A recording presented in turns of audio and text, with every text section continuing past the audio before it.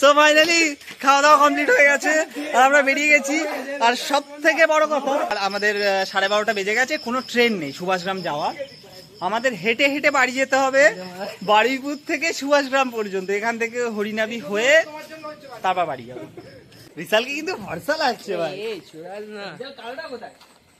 এটাও ঠিক কথা যে বিশাল, এটাও ঠিক কথা যে বিশাল কালোটা কোথায়? বিশাল তো ফর্সাই ছেলে না।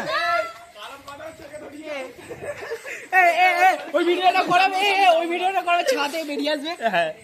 চিরন দেখেছো সোয়াগ ব্যাগ এনেছে আসতে, এখানে দেখো, হ্যাঁ দেখেছো ইয়ার্কি নয়, সোয়াগ ব্যাগ এনেছে, বাসের কন্ট্রাক্টারি করতে করতে চলে এসছে।